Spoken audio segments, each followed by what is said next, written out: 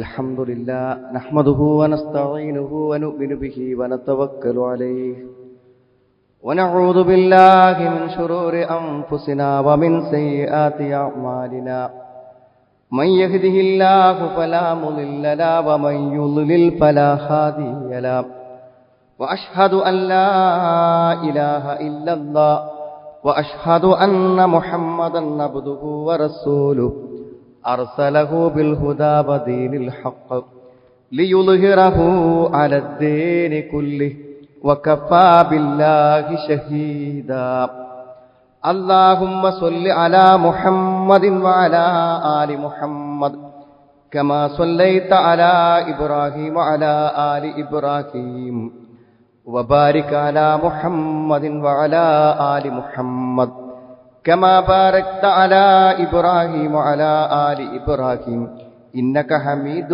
مجيد أما بعد فإن خير الكلام كلام الله وخير الحديث كتاب الله وخير الهدي هدي محمد صلى الله عليه وسلم وشر الأمور محدثاتها وكل محدثة بدعة وكل بدعة ضلالة أعوذ بالله من الشيطان الرجيم بسم الله الرحمن الرحيم يا أيها الذين آمنوا اتقوا الله حق تقاته ولا تموتن إلا وأنتم مسلمون يا أيها الناس اتقوا ربكم الذي خلقكم من نفس واحدة وخلق منها زوجها وبث منهما رجالا كثيرا ونساء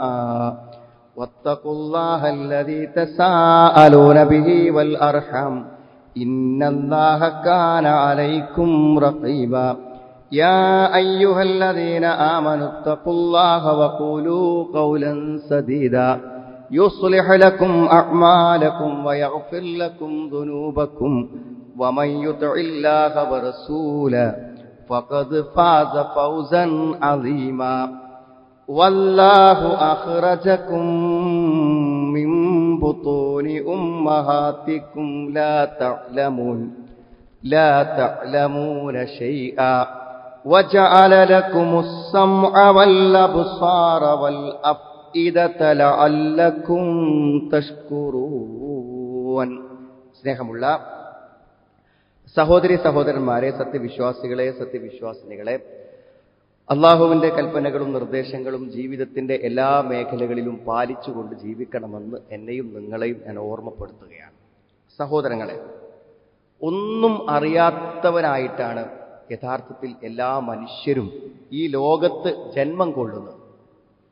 ഏറ്റവും ബുദ്ധിയും അറിവും വിവേകവും ഒക്കെ ഉള്ളത് മനുഷ്യനാണെങ്കിലും ലോകത്ത് ജനിക്കുമ്പോൾ ഒരു വിവരവുമില്ലാത്തവനായി ജനിക്കുന്നത് മനുഷ്യനാണ്. മറ്റെല്ലാ ജീവികൾക്കും ഏറ്റവും ചുരുങ്ങിയത് അവ എന്തു കഴിക്കണം, അത് എവിടെ നിന്ന് കിട്ടും, ആ ഭക്ഷണത്തെക്കുറിച്ചുള്ള ഒരു ബോധമെങ്കിലും ഇല്ലാതെ ഒരു ജീവി ഇവിടെ ജനിക്കുന്നില്ല. എന്നാൽ ഒരു മനുഷ്യനെ സംബന്ധിച്ചിടത്തോളം ജനിച്ച് അവന്റെ വായയിലേക്ക് മറ്റാരെങ്കിലും ഭക്ഷണം എത്തിച്ചു കൊടുത്തില്ലെങ്കിൽ അവന്റെ ജീവൻ പോലും ഇവിടെ നിലനിൽക്കുകയില്ല. അതുകൊണ്ട് ഇന്ന് നമ്മൾ എത്തി നിൽക്കുന്ന ഈ സന്ദർഭത്തിൽ എന്റെയും നിങ്ങളുടെയും ഹൃദയങ്ങളിൽ എന്തെല്ലാം അറിവുകളുണ്ടോ ആ അറിവുകളെല്ലാം നമ്മൾ പഠിച്ചതാണ്. അപ്പോൾ പഠിക്കുക എന്ന ഒരു വിദ്യാർത്ഥിയാണ് എപ്പോഴും നമ്മൾ. അതിലുപരി എന്തെങ്കിലും ഒന്ന് നമ്മൾ പഠിച്ചിട്ടുണ്ടെങ്കിൽ അത് പഠിപ്പിച്ചു തന്ന ഒരാളും ഉണ്ടായിരിക്കും എന്ന കാര്യത്തിൽ യാതൊരു സംശയവുമില്ല. അതുകൊണ്ട് പഠിപ്പിച്ചുകൊണ്ടും പഠിച്ചുകൊണ്ടുമാണ് നമ്മളെല്ലാവരും ജീവിച്ച് മുന്നോട്ട് പോകുന്നത്. നമ്മളെ പഠിപ്പിക്കുന്നവരല്പം ശ്രദ്ധ പുലർത്തിയിരുന്നുവെങ്കിൽ ഒരുപക്ഷെ നമ്മളൊന്നും ഇതുപോലെ ആകുമായിരുന്നില്ല എന്ന് പലപ്പോഴും ചില സന്ദർഭങ്ങളിലെല്ലാം നമ്മൾ ചിന്തിച്ചു പോയിട്ടുണ്ടായിരിക്കും. നമ്മളെ പഠിപ്പിക്കുന്നവർ പഠിപ്പിച്ച പല അറിവില്ലായ്മകളും അവിവേകങ്ങളും അധർമ്മങ്ങളും നമ്മുടെ ജീവിതത്തെ തന്നെ പലപ്പോഴും വഴികേടിലേക്ക് നയിച്ചിട്ടുണ്ട്. അതുകൊണ്ട് പഠിപ്പിക്കുന്നവർക്ക് ശ്രദ്ധ വേണം, പഠിക്കുന്നവർക്കും ശ്രദ്ധ വേണമെന്നത് ഏറ്റവും പ്രധാനപ്പെട്ട ഒരു കാര്യമാണ്. ഒരു മനുഷ്യന്റെ ജീവിതത്തിൽ എന്തെല്ലാം ആവശ്യമുണ്ടോ അതെല്ലാം നമുക്ക് പഠിപ്പിച്ചു തന്ന ഗുരുനാഥനാണ് മഹാനായ റസൂൽ കരീം സല്ലല്ലാഹു അലൈഹി വസല്ലമ. ഒന്നും ജീവിതത്തിന്റെ ഒരു കാര്യത്തെക്കുറിച്ചും പഠിപ്പിക്കാൻ വിട്ടുപോയിട്ടില്ല. അള്ളാഹുവിന്റെ നിർദ്ദേശപ്രകാരം കാര്യങ്ങളെ പഠിപ്പിക്കുന്നത് കൊണ്ട് തന്നെ ജീവിതത്തിന്റെ സകല മേഖലകളിലും നമുക്ക് ഗുരുനാഥനായി, നമുക്ക് മാതൃകയായി, നമുക്ക് അറിവ് പകർന്ന് നബി സല്ലല്ലാഹു അലൈഹി വസല്ലമ ഏത് കാലത്തും ഏത് കാലഘട്ടങ്ങളിലും ആ അറിവ് നമ്മളോടൊപ്പമുണ്ട്. യാ അയ്യുഹൻ നബിയു ഇന്നാ അർസൽനാക ഷാഹിദൻ വമുബശ്ശിറൻ വനദീറ. ഓ പ്രവാചകരെ, താങ്കളെ നാം അയച്ചിരിക്കുന്നത് ഷാഹിദൻ, സാക്ഷിയായിട്ടാണ്. ഈ ആളുകൾ മുഴുവനും എന്തു പ്രവർത്തിക്കുന്നു, എന്ത് ചെയ്യുന്നു, അവരെന്തു ചെയ്യണം എന്നതിനെല്ലാം സാക്ഷി താങ്കളാകുന്നു. ലോകത്തുള്ള മുഴുവൻ ആളുകൾക്കും പഠിപ്പിച്ചു കൊടുത്ത അറിവിന്റെ സാക്ഷി പ്രവാചകനാണ്. വമുബശ്ശിറൻ വനദീറ, അറിവുകളെ സ്വീകരിക്കുവാനുള്ള സന്തോഷ വാർത്തയും അറിവുകളെ നിരാകരിച്ചാലുണ്ടാകുന്ന താക്കീതുകളുമായിട്ടാണ് നബി സല്ലല്ലാഹു അലൈഹി വസല്ലമ ഓരോ വാക്കുകളും നമ്മളെ പഠിപ്പിച്ചത്. ഇന്ന കൂലുണ്ട്, ഇന്ന ചെയ്ത ഇന്ന കുറ്റുണ്ട്, സ്വർഗമുണ്ട്, നരകമുണ്ട് എന്ന് നിരന്തരം ഓർമ്മപ്പെടുത്തിക്കൊണ്ടാണ് എല്ലാം പഠിപ്പിച്ചു കൊണ്ടിരുന്നത്. അള്ളാഹുവിന്റെ അനുമതി പ്രകാരം അള്ളാഹുവിലേക്ക് ക്ഷണിക്കുക, അള്ളാഹുവിലേക്ക് വിളിക്കുക, അള്ളാഹുവിന്റെ വഴി ഇതാണെന്ന് പറഞ്ഞു കൊടുക്കുക. വസിറാജം മുനീറ, പ്രകാശിക്കുന്ന ഒരു വിളക്ക്. മനുഷ്യ ജീവിതത്തിന്റെ എവിടെയെല്ലാം ഇരുട്ടുണ്ടോ, അസമാധാനത്തിന്റെ ഇരുട്ട്, അശാന്തിയുടെ ഇരുട്ട്, അജ്ഞതയുടെ ഇരുട്ട്, ഭയത്തിന്റെ ഇരുട്ട്, എന്തെല്ലാം ഇരുട്ടുകൾ മനുഷ്യന്റെ ഹൃദയങ്ങളിലുണ്ടോ, ആ ഇരുട്ടിൽ മുഴുവനും വെളിച്ചമാകാൻ ഒരു വിളക്കായി ജ്വലിച്ചു നിൽക്കുന്ന ഒരു പ്രകാശ ദീപമായി നബി സല്ലല്ലാഹു അലൈഹി വസല്ലമ അറിവുകൾ പകർന്ന് നമ്മളോടൊപ്പം ഉണ്ടായിട്ടുണ്ട്. അപ്പൊ എന്നെയും നിങ്ങളെയും ഒക്കെ സംസ്കാരമുള്ളവരും ദീനുള്ളവരും ഒക്കെ ആക്കുന്നത് നബി സല്ലല്ലാഹു അലൈഹി വസല്ലമ പകർന്നു തന്ന ആ അറിവ് തലമുറകളിലൂടെ നമുക്ക് ലഭിച്ചിട്ടുള്ളതാണ് എന്ന കാര്യത്തിൽ യാതൊരു സംശയവുമില്ല. അതുകൊണ്ട് സുഹൃത്തുക്കളെ, നമ്മളെല്ലാവരും ഒരല്പം ശ്രദ്ധ ഈ കാര്യത്തിൽ പുലർത്തണം. ഒരു ഉമ്മ ഒരു കുട്ടിക്ക് എല്ലാം പഠിപ്പിച്ചു കൊടുക്കും. ഭക്ഷണം കഴിക്കാൻ പഠിപ്പിച്ചത് ആരാണ്? ഉമ്മയാണ്. വസ്ത്രം ധരിക്കാൻ പഠിപ്പിച്ചത് ആരാണ്? ഉമ്മയാണ്. ജീവിതത്തിൽ എല്ലാ നന്മകളുടെ പാഠങ്ങളും പഠിപ്പിച്ചു കൊടുക്കുന്നത് ഉമ്മയാണ്. പക്ഷെ എത്ര ഉമ്മമാർ ഞാൻ എൻ്റെ കുട്ടി ഇന്നിൽ നിന്നാണ് ഈ അറിവൊക്കെ സ്വീകരിക്കുന്നത്, അതുകൊണ്ട് എന്റെ കുട്ടിയുടെ മുമ്പിൽ വെച്ച് ഞാനൊരു നുണ പറയാൻ പറ്റൂല എന്ന ബോധം എത്ര ഉമ്മമാർക്ക് ഉണ്ടായിരിക്കും.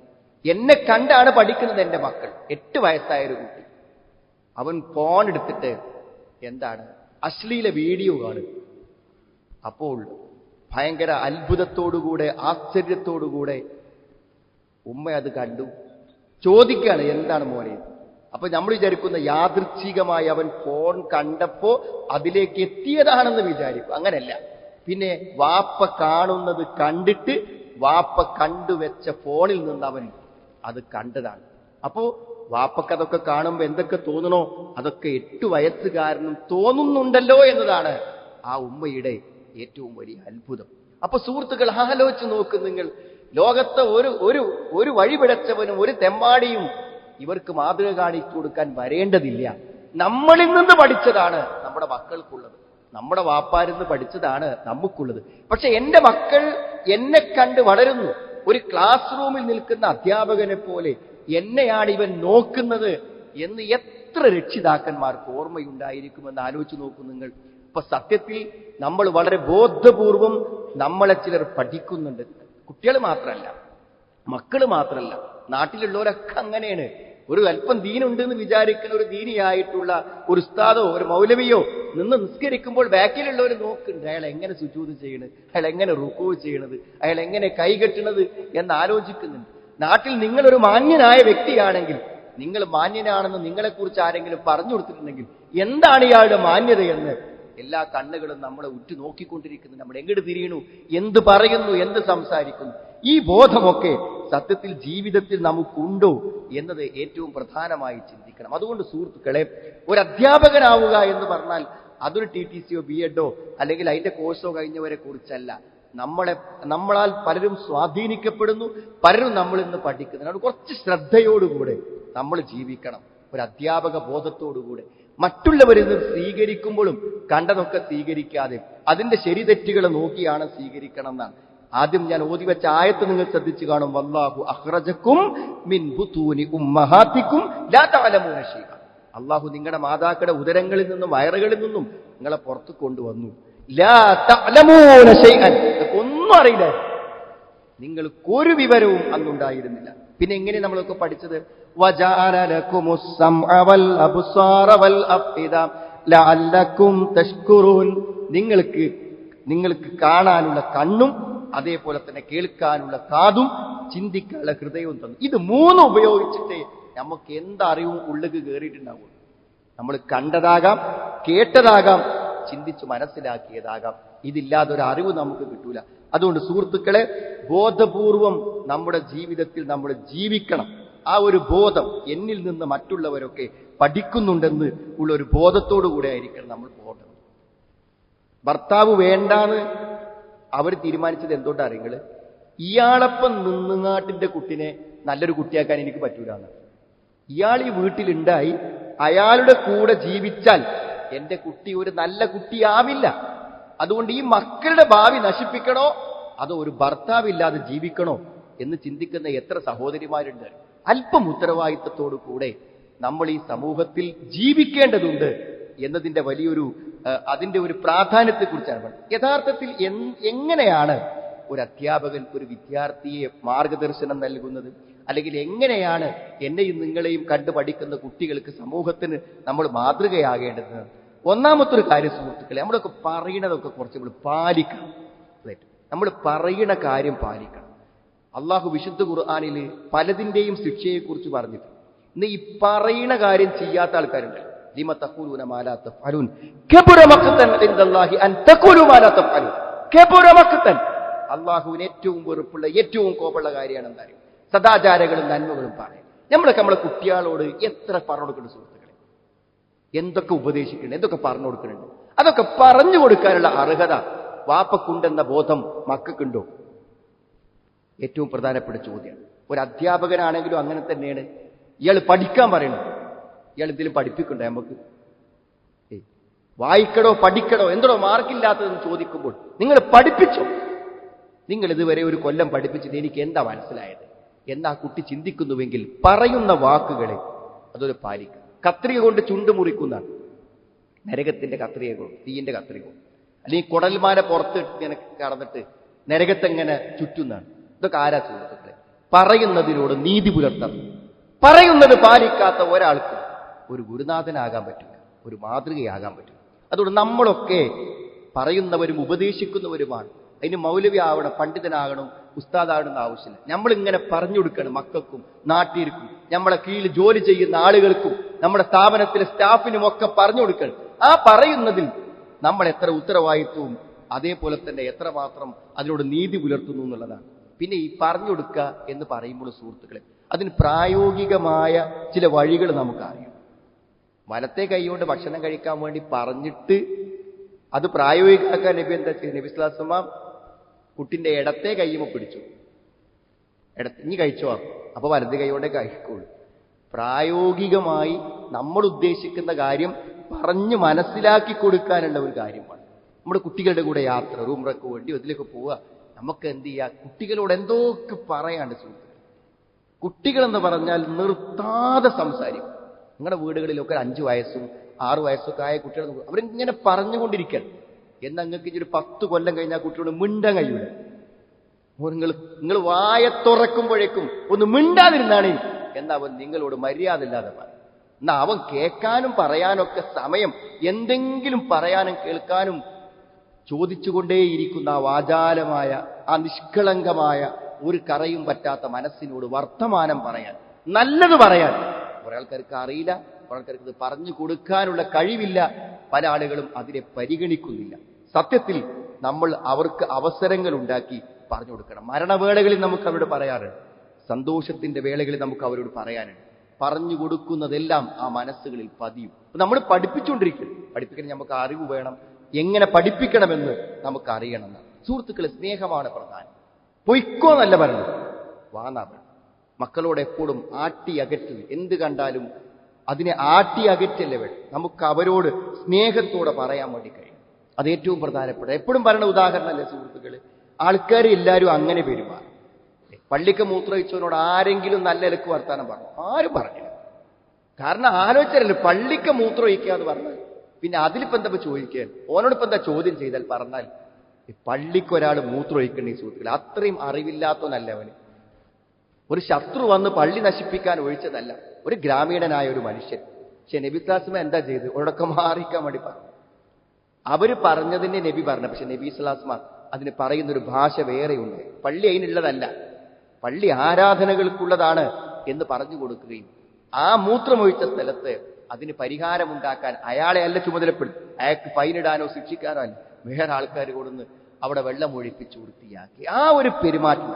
ഇത് കുട്ടികളോട് എല്ലാ സമയവും ദേഷ്യപ്പെട്ട് അങ്ങോട്ടും ഇങ്ങോട്ടും ശത്രുത കാണിച്ച് അധ്യാപകനും വിദ്യാർത്ഥിയും തമ്മിൽ എപ്പോഴും വഴക്കും ശണ്ടയും തല്ലും വാക്കേറ്റവും. ഇതുകൊണ്ട് എന്താ കാര്യം?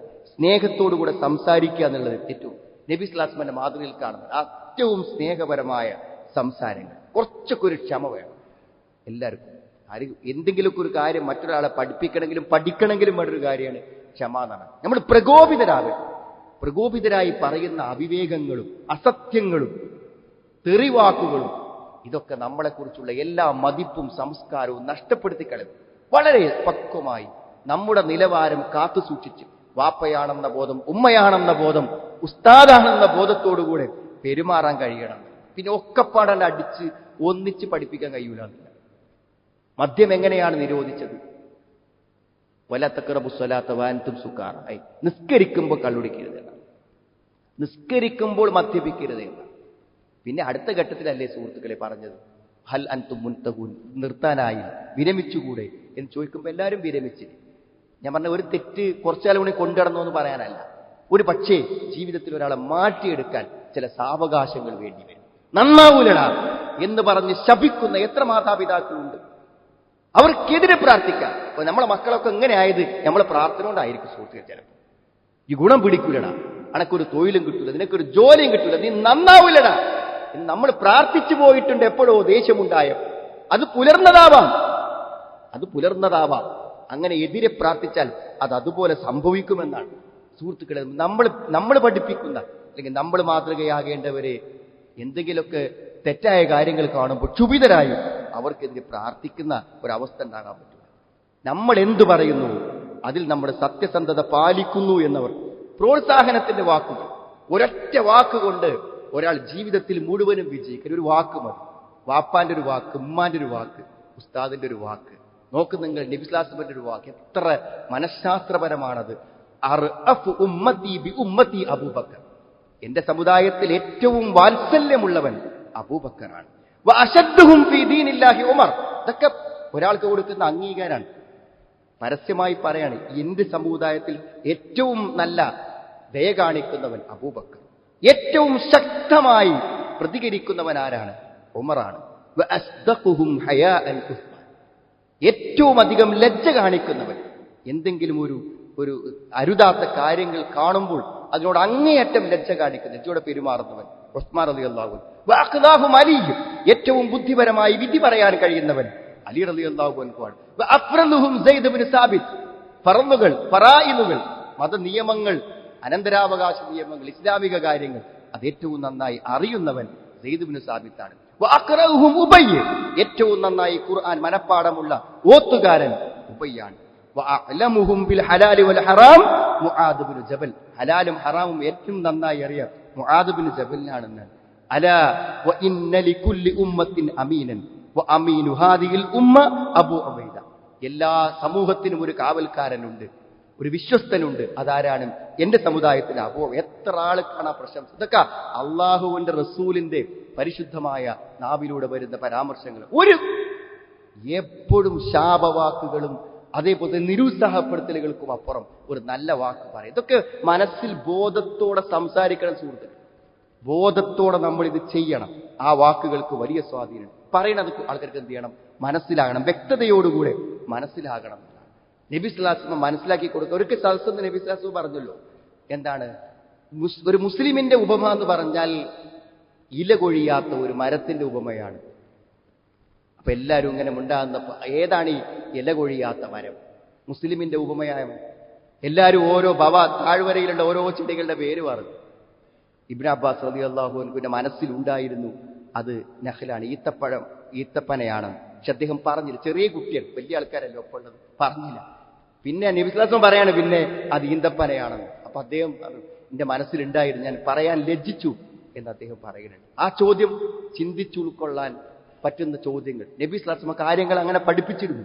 എത്ര വ്യക്തതയോടുകൂടി സുഹൃത്തുക്കളെ കുറച്ച് ബോധപൂർവം നമ്മൾ ഇടപെട്ടാൽ നമ്മളെ മക്കളെ നന്നാക്കാൻ ആരും വരേണ്ടിയില്ല. നമ്മൾ സന്ദർഭത്തിലും സമയത്തിലും ആവശ്യമുള്ളവരെ പഠിപ്പിക്കണം. ഒരു പെൺകുട്ടി നശിക്കാൻ ഒരു പ്രേമം മതി. പക്ഷെ പുറത്തിറങ്ങുമ്പോൾ ആൺകുട്ടികളോട് പെരുമാറുന്നതിലുള്ള ഒരകലവും ഒരന്യതയും നമ്മുടെ കുട്ടികൾക്ക് എത്ര കുട്ടികൾക്ക് ബോധമുണ്ട്. കണ്ണ് തുറന്ന് നടക്കാൻ പറ്റും സുഹൃത്തുക്കളെ. ഈ ഇടവഴികളിലൂടെ ഈ ക്യാമ്പസിന്റെ മുന്നിലൂടെ നമ്മുടെ മക്കൾക്ക് ആരാണത് പഠിപ്പിച്ചു കൊടുക്കുക? നമ്മളല്ലേ അധ്യാപകർ, നമ്മളല്ലേ മാർഗം കാണിച്ചു കൊടുക്കേണ്ടവർ അല്ലേ? ലഹരിയാണ്. ഒരു വളരെ പ്രായം കുറഞ്ഞൊരു ചെറുപ്പക്കാരൻ ഇന്ന് ഞാൻ കണ്ടതാണ്. അവൻ ജോലി ചെയ്യാണ്, അവന്റെ കൈ വറച്ചുകൊണ്ടിരിക്കും. അവൻ കൈ കൊണ്ട് തൊടാൻ, അവരുദ്ദേശിച്ചത് തൊടാൻ പറ്റുന്നില്ല. എത്ര ചെറിയ പ്രായം, ഒരു 10 25 വയസ്സ്. എന്താ അവന് പറ്റിയത്? വായിൽ നിറച്ച് പാൻപരാഗും ലഹരി വസ്തുക്കളുമാണ്. ജനിച്ചു വീണത് ലഹരിയിലേക്കാണ്. എത്രയാൾ നശിച്ചു പോകുന്നു. വഴി കാണിക്കാൻ ആളില്ലാതെ, കാണിച്ചു കൊടുക്കാൻ ആളില്ലാതെ നശിച്ചു പോകുന്നു. അവിടെ സുഹൃത്തുക്കളെ, എല്ലാ നന്മകൾക്കും മാതൃകയാകുന്ന ഒരു അധ്യാപകരാകുക, അല്ലെങ്കിൽ നന്മകളെ പഠിച്ചെടുക്കുന്ന ഒരു വിദ്യാർത്ഥിയാകുക. ഇത് രണ്ടുമല്ല. പഠിച്ചു തീർക്കാൻ നമുക്ക് പാഠപുസ്തകങ്ങളുണ്ട്, നമുക്ക് അതിന് പറ്റുന്ന അധ്യാപനങ്ങളുണ്ട്, വിഷയങ്ങളുണ്ട്. വിശുദ്ധ ഖുർആന്റെ 6000 ചില്ലാനം വചനങ്ങളിൽ എത്ര പഠിച്ചു ഒരു മുസ്ലിമായ ഒരു വിദ്യാർത്ഥിയായ നമ്മൾ? ഹദീസിൽ നമ്മൾ എത്ര പഠിച്ചു മനസ്സിലാക്കുക. അതുകൊണ്ട് ഏറ്റവും ബോധം നൽകേണ്ടത് അധ്യാപകർക്കാണ്, യാതൊരു സംശയവും. അവരുടെ ബോധമാണ് ഒരു ഭാവി തലമുറയുടെ സൃഷ്ടി. നമുക്ക് ബോധമുണ്ടോ? നമ്മുടെ മക്കൾക്ക് ബോധമുണ്ടാകും. അധ്യാപകന് ബോധമുണ്ടോ? വിദ്യാർത്ഥികൾക്ക് ബോധമുണ്ടോ? അതുകൊണ്ട് നമ്മളെല്ലാവരും നന്മയിലേക്ക് ക്ഷണിക്കുന്നവരും നന്മക്ക് മുന്നിൽ നിൽക്കുന്നവരുമാണ്. ബോധപൂർവമായ ഒരു ജീവിതം നന്മയുടെ വഴിയിൽ തുടരാൻ അള്ളാഹു നമുക്ക് എല്ലാവർക്കും തൗഫീഖ് പ്രദാനം ചെയ്യും. അൽഹംദുലില്ലാഹ് ഹംദൻ കസീറൻ മുബാറകൻ ഫീഹി വസല്ലല്ലാഹു അലാ മുഹമ്മദിൻ വഅലാ ആലിഹി വസ്വഹാബിഹി അജ്മഈൻ. അമ്മാ ബഅദ്. ഒരിക്കൽ കൂടെ അള്ളാഹുവിനെ സൂക്ഷിച്ച് ജീവിക്കണമെന്ന് എന്നെയും നിങ്ങളെയും ഞാൻ ഓർമ്മപ്പെടുത്തുകയാണ്. സഹോദരങ്ങളെ, പാടില്ലാത്തതുണ്ട്. മറ്റുള്ളവരെ പഠിപ്പിക്കുന്ന ആൾക്കാർ ചെയ്യാൻ പാടില്ലാത്ത കാര്യങ്ങൾ. ഒന്ന് പറഞ്ഞത് അനീതി, പക്ഷപാതിത്വം. ഏതെങ്കിലും ഒരു കുട്ടിനോട്, അത് നമ്മുടെ വിദ്യാർത്ഥിയാവട്ടെ മക്കളാകട്ടെ, പാടില്ല എന്നാണ്. നുഅ്മാൻ ഇബ്നു ബശീർ റളിയല്ലാഹു അൻഹു പറയുന്ന ഒരു സംഭവം. അദ്ദേഹത്തിന്റെ ബാപ്പ എന്തോ അദ്ദേഹത്തിന് സമ്മാനം കൊടുക്കാൻ തീരുമാനിച്ചു. അപ്പൊ ഉമ്മ പറഞ്ഞു, അള്ളാഹുവിന്റെ റസൂലിനെ സാക്ഷി നിർത്താതെ ആ സമ്മാനം കൊടുക്കാൻ ഞാൻ സമ്മതിക്കൂല. അങ്ങനെ അദ്ദേഹം റസൂലിന്റെ അടുക്കൽ പോയിട്ട് പറഞ്ഞു, ഒരു സമ്മാനം മകന് കൊടുക്കുന്നുണ്ട് എന്നാണ്. അപ്പൊ നബി സല്ലല്ലാഹു അലൈഹി വസല്ലം ചോദിച്ചൊരു കാര്യമാണ്, ഹാദാ ബിവലദിക കുല്ലി, എല്ലാ മക്കൾക്കും ഉണ്ടോ ഈ സമ്മാനം എന്നാണ്. അപ്പൊ ഇല്ലാന്നാണ്. അപ്പൊ ഇത്തഖുല്ലാഹ് വഅദിലു ഫി ഔലാദിക്കും, അള്ളാഹിനെ സൂക്ഷിച്ചോ, മക്കളെ കാര്യത്തിൽ ഒരു പക്ഷപാതിത്വം. നമ്മുടെ കുട്ടിക്ക് തോന്നുകയാണ് ഇന്നോടൊരു പക്ഷപാതിത്വം വാപ്പാക്കും ഉമ്മാക്കുണ്ട്, അല്ലെങ്കിൽ എന്റെ ഉസ്താദിനുണ്ട് തോന്നിയാൽ ആ കുട്ടി നിങ്ങളുടെ ശത്രുവായിരുന്നു. നിങ്ങളെ പിന്നെ ഒരിക്കലും അനുസരിക്കും. കാരണം ഒരിക്കലും സഹിക്കാൻ കഴിയാത്ത ഒന്നാണ് അനീതി. അതേമാതിരി പരസ്യമായിട്ട് ഒരാളെ വഷളാക്കാൻ പാടില്ല. പരസ്യമായിട്ട് ഒരാളെ ചീത്ത പറഞ്ഞ് അപമാനിക്കാൻ പാടില്ല. അത് എത്ര അധികാരമുള്ള ആളുകളാണെങ്കിലും ചെയ്യാൻ പാടില്ല. ആ അപമാനം ഹൃദയത്തിലേൽപ്പിക്കുന്ന മുറിവ് ഒരു പക്ഷേ മരണം കൊണ്ട് മുടങ്ങിപ്പോകാത്തതായിരിക്കും. അതുകൊണ്ട് നമ്മൾ അധികാരസ്ഥരോ അധ്യാപകന്മാരോ വാപ്പയും ആരാണ് മറ്റുള്ളവർക്കിടയിൽ ഒരാളെ അവഹേളിക്കുവാൻ നമുക്ക് അവകാശമില്ല. അങ്ങനെ അവഹേളിക്കുകയാണെങ്കിൽ അയാൾ ചെയ്ത തെറ്റിനേക്കാളും വലുതാണ് നമ്മൾ ചെയ്യുന്ന തെറ്റ്. അയാളൊരു തെറ്റ് ചെയ്തിട്ടാവുമല്ലോ നമ്മൾ അയാളെ അവഹേളിക്കുന്നുണ്ടാവും. എന്നാൽ അയാൾ ചെയ്തതിനേക്കാളും വലിയ തെറ്റ് നാം കാണിക്കുന്ന അവഹേളനമാണ്. ഒരു കുട്ടി പറഞ്ഞു, എന്റെ വാപ്പി നിന്നെ ഖുർആൻ പഠിപ്പിച്ചിട്ടില്ല എന്ന് പറഞ്ഞാൽ അവന് പഠിക്കാനുള്ള ഒരു അവസരം മാതാപിതാക്കളുടെ ഭാഗത്തു നിന്നും ഉണ്ടായിട്ടില്ല എന്ന പറഞ്ഞു. അവ ഉണ്ടാക്കി കൊടുക്കുക എന്നുള്ളത് നമ്മളെ സംബന്ധിച്ചിടത്തോളം ഏറ്റവും പ്രധാനപ്പെട്ട ഒരു കാര്യമാണ്. നമ്മുടെ ഉത്തരവാദിത്തങ്ങൾ ശരിക്കും നിർവഹിക്കുക എന്നത് അത് നമ്മൾ ചെയ്യണം. ചെയ്യാതിരിക്കാൻ പാടില്ലാത്ത കാര്യങ്ങളിൽപ്പെട്ട ഏറ്റവും പ്രധാനപ്പെട്ട കാര്യം. പിന്നെ ആരോട് പെരുമാറുമ്പോഴും മുൻധാരണ അല്ലാതെ പെരുമാറും. നമ്മളൊരാളെ പറ്റി എന്തൊക്കെയാണ് വിചാരിച്ചേക്കുക, എന്നിട്ട് അതിനനുസരിച്ച് നമ്മൾ പറയും. ഇതൊക്കെ പലപ്പോഴും പലർക്കും അനുഭവപ്പെടുന്ന പ്രയാസങ്ങളാണ്. എല്ലാറ്റിനും വളരെ കൃത്യമായ മാർഗനിർദ്ദേശങ്ങൾ നമുക്ക് വന്നു. സുഹൃത്തുക്കളെ, ഇതിലെല്ലാം ഉപരി ഒരു നല്ല സാഹചര്യം നമുക്ക് നന്മ പഠിക്കാൻ വേണം, നിർബന്ധമായി അത് വേണം. ഇന്നത്തെ ക്യാമ്പസുകളും ഇന്നത്തെ പരിസരങ്ങളും ഇന്നത്തെ ചുറ്റുപാടുകളും എല്ലാം എന്ത് തിന്മയിലേക്കും നമ്മുടെ കുട്ടികൾക്ക് എത്താൻ വളരെ എളുപ്പത്തിൽ കഴിയുന്നത്. എത്ര നല്ല പരിശീലനം കൊടുത്ത് വീട്ടിൽ നിന്ന് ഇറക്കിയാലും വഴിതെറ്റിപ്പോകാവുന്ന സാഹചര്യങ്ങളാണ്. അതുകൊണ്ട് നമ്മുടെ കുട്ടികളെ നല്ല സാഹചര്യങ്ങളിൽ എത്തിക്കുവാൻ വേണ്ടി നമ്മൾ പരിശ്രമിക്കണം. നല്ല സാഹചര്യങ്ങൾ, നല്ലത് പഠിക്കാൻ പറ്റുന്ന നന്മയുടെ സാഹചര്യങ്ങളായി വീടുകളും ക്ലാസ് റൂമുകളും പരിസരങ്ങളും മാറാൻ നമ്മൾ പരിശ്രമിക്കണം. ദീനിന്റെ രംഗത്ത് ഏറ്റവും നല്ല ഗുണകാംക്ഷയോടെയും അതേപോലെ തന്നെ യുക്തിപൂർവവും ഇടപെടാനും പ്രവർത്തിക്കുവാനും നമുക്ക് എല്ലാവർക്കും കഴിയണം. അല്ലാഹുവിന്റെ തൗഫീഖ് നമുക്ക് എല്ലാവർക്കും പ്രദാനം ചെയ്യുമാറാവട്ടെ. അറിവ് കൂടുതൽ പഠിക്കുവാനും പഠിച്ച അറിവുകളെ മറ്റുള്ളവർക്ക് പകർന്നു കൊടുക്കുവാനുള്ള തൗഫീഖ് അല്ലാഹു നമുക്ക് പ്രദാനം ചെയ്യുമാറാവട്ടെ. മരണശേഷവും നിലനിൽക്കുന്ന അറിവുകളെ, നമുക്ക് ഉപകാരപ്പെടുന്ന അറിവുകളെ അല്ലാഹു നമുക്ക് എല്ലാവർക്കും പ്രയോജനപ്പെടുത്തിരുമാറാവട്ടെ. നമ്മളിൽ പല ആളുകളും രോഗികളായിട്ടുണ്ട്. അല്ലാഹുവേ അവർക്ക് എല്ലാവർക്കും ഇവിടെ രോഗങ്ങൾക്ക് നിശിപ്പ് നൽകണമെന്നാണ്. ഞങ്ങളിന്ന് വന്നുപോയ തെറ്റുകളെ, കുറ്റങ്ങളെ ഞങ്ങൾക്ക് നീ പുറത്തു മാപ്പാക്കി തരുന്ന ഞങ്ങളുടെ ഇണകളിൽ നിന്ന് സന്താനങ്ങൾ ഞങ്ങൾക്ക് കൺകുളിമ പ്രദാനം ചെയ്യണമെന്ന് റഹ്മാനെ. പഠിച്ചറിയുന്ന അറിവുകളെ പ്രയോജനപ്പെടുന്നവരിൽ ഞങ്ങളെ ഏവരെയും നീ ഉൾപ്പെടുത്തണമെന്ന് റഹ്മാനെ.